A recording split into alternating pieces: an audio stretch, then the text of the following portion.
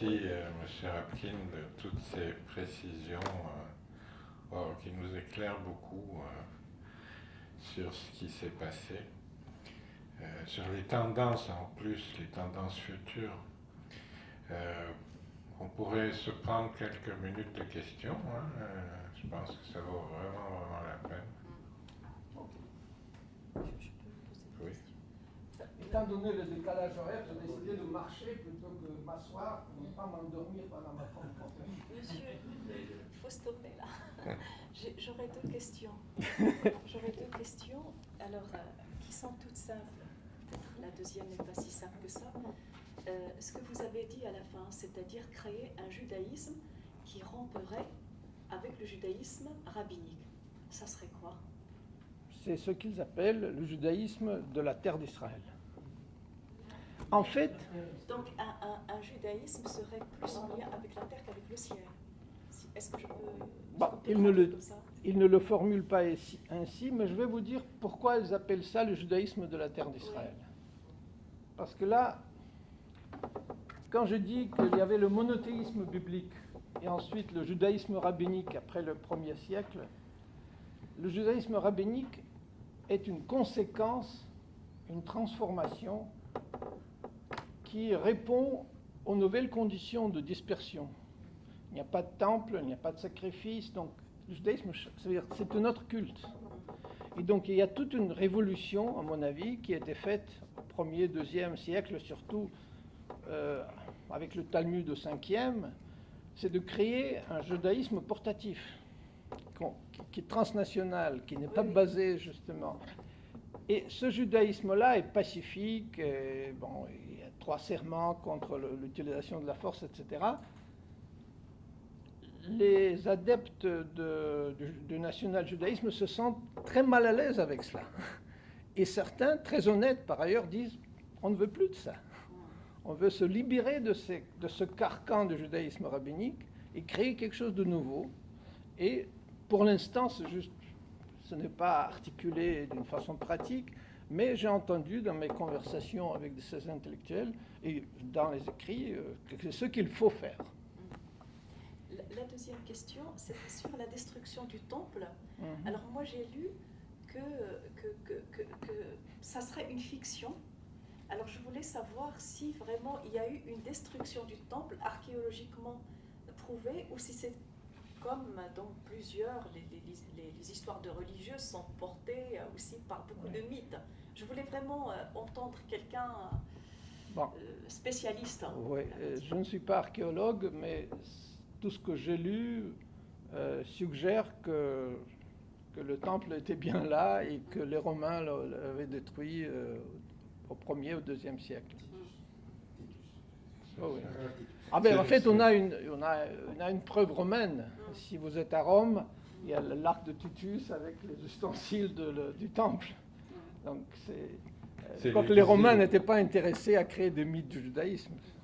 C'est l'exil que Shlomo Sand dit qu'il est un mythe, c'est pas la destruction du temple. C'est l'exil, mais même Ben Gurion est d'accord que pas toute la population était exilée. Parce que Ben Gurion, dans ses écrits de 1922, il dit en fait que c'est peu probable que toute la population était exilée. En fait, ça n'a pas de sens. Si vous gérez l'Empire romain, il faut que quelqu'un paie les taxes. On ne va pas exiler toute une population. Et donc, Ben Gurion dit en 1922, et c'est Shlomo Sand qui le cite, que probablement biologiquement les descendants de ces Hébreux bibliques sont des Palestiniens, qui sont restés sur la terre, qui étaient convertis en christianisme, islam, bon, et tout le reste. Parce que... Oui. Et à propos de l'effet structurel de l'exil. L'exil, c'est quelque chose de structurel. Non, c'est... On n'entendra rien. Okay.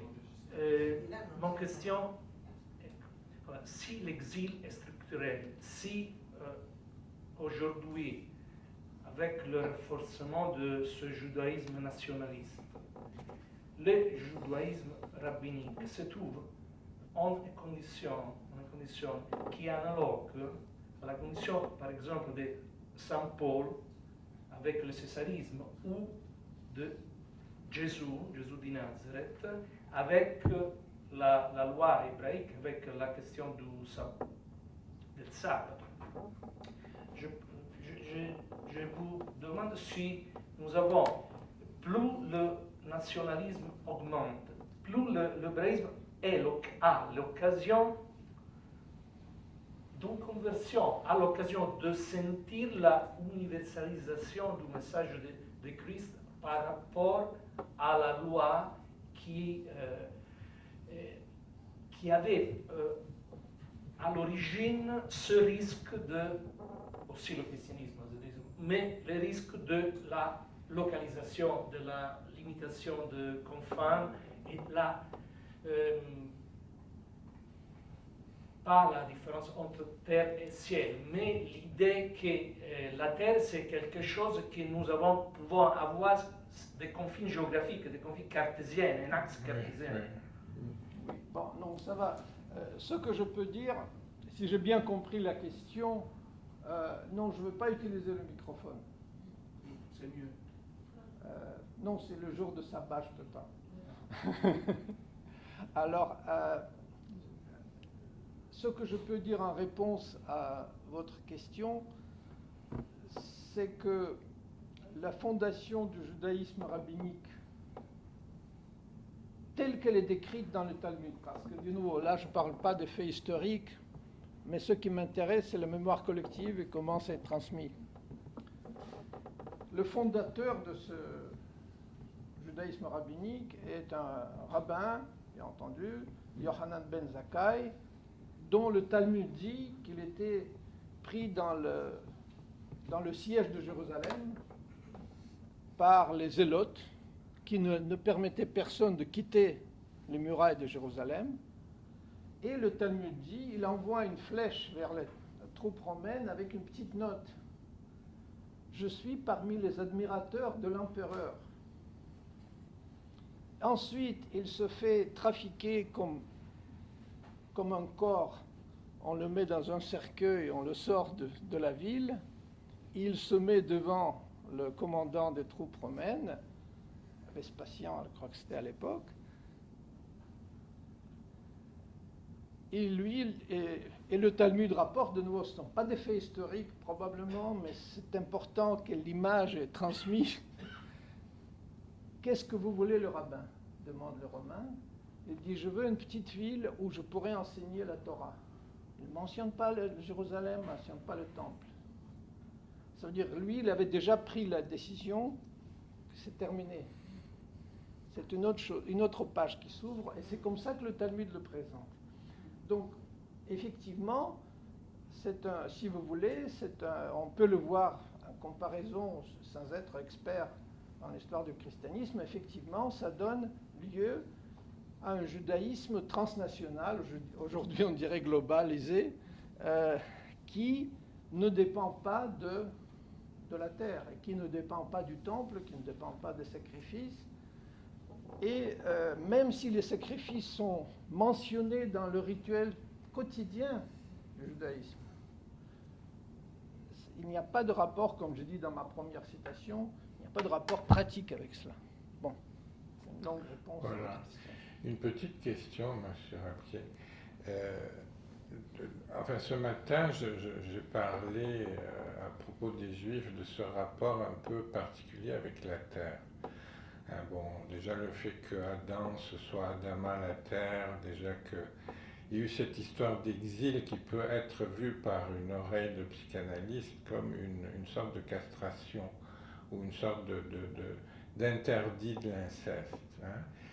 Au fond, qu'est-ce que vous pensez de cette idée que j'ai exposée ce matin, selon laquelle les Juifs ont un rapport un peu incestueux avec la terre, c'est-à-dire qui est marqué par l'interdit, interdit qu'ils chercheraient à transgresser ou à transcender avec le mouvement sioniste.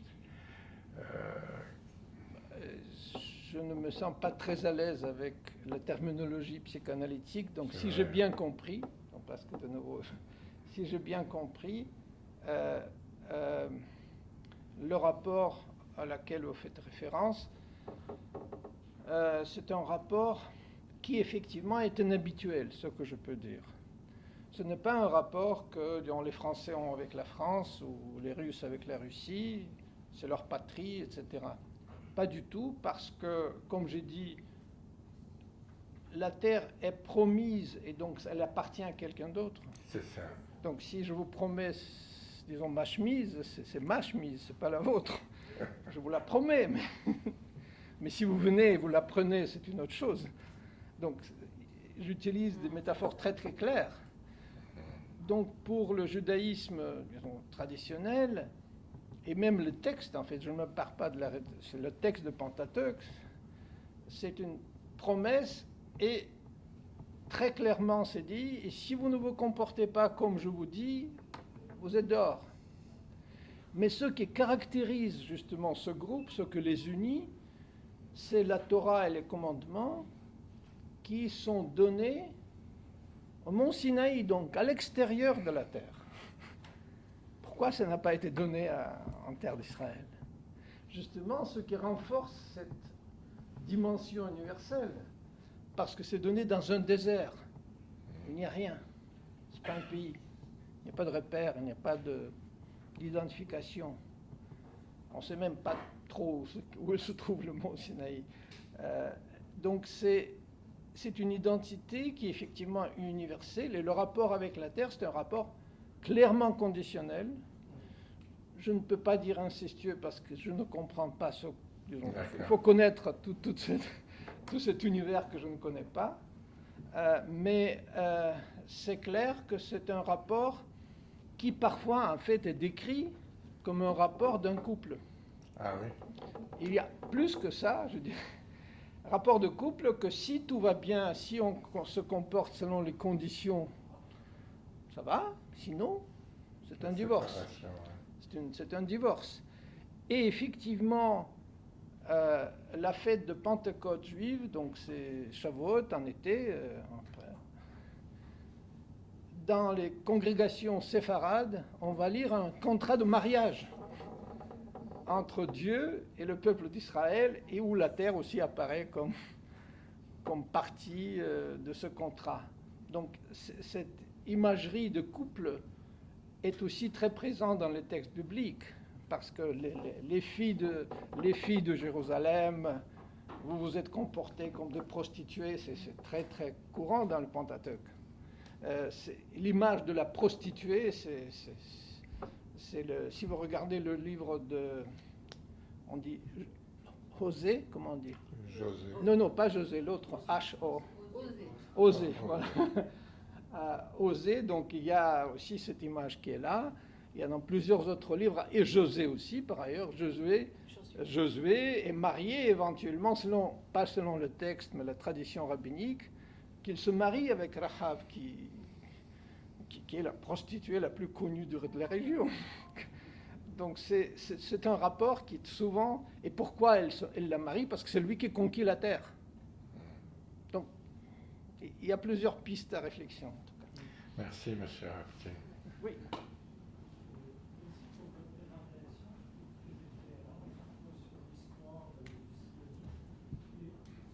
Est-ce qu'il n'y a pas une forme de formulation paradoxale? Dieu n'existe pas, il nous a promis la terre. C'est-à-dire que c'est pas au sens où on peut l'entendre d'une forme d'athéisme. C'est peut-être un contrat d'alliance. Que l'un est sine qua non à l'autre. Et ma deuxième question serait, qu'en est-il d'une forme... La première, c'est, dans le fond, dans la mesure où il y aurait la terre, Dieu pourrait exister.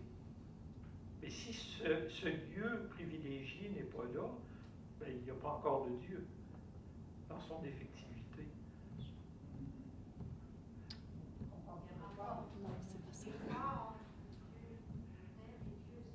Oui. C'est... Oui. Ça peut laisser une lecture qui est très différente de celle peut-être plus occidentalisée, de poser ontologiquement Dieu. Il ne s'agirait pas de ça ici. Bon, mais ma deuxième question va dans le même sens, c'est-à-dire Qu'en est-il de l'élection dans ce que vous dites des Juifs déjudaïsés, voire même athées? Est-ce qu'il n'y a pas une dimension d'élection, voire même de mission, pour un caractère plus large des autres peuples? Dans le sens de ce qui est donné à Abraham? Moi j'avais compris, Dieu n'existe pas, mais je l'invente pour avoir la terre. Moi, je dirais que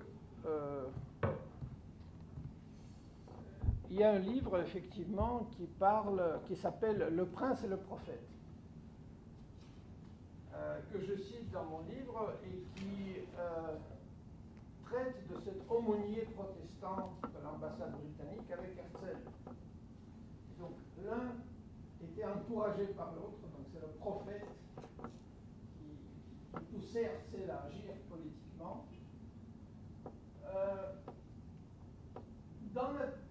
Parmi les penseurs juifs, il y en a eu ceux, justement, dont le fils a fait beaucoup pour mettre en relief ce national-judaïsme.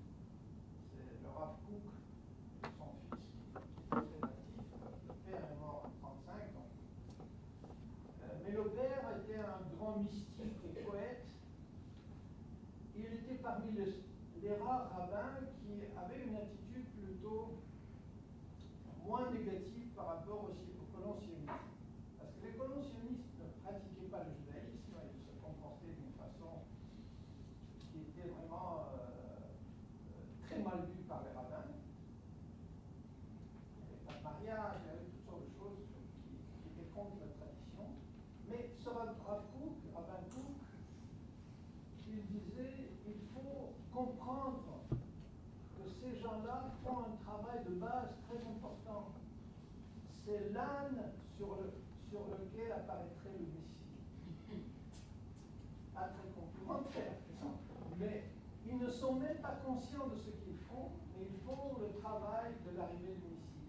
Et sur ce plan-là, ils se rapprochent un peu de la pensée protestante. Parce qu'effectivement, c'est la même idée qu'ils sont en train d'accélérer.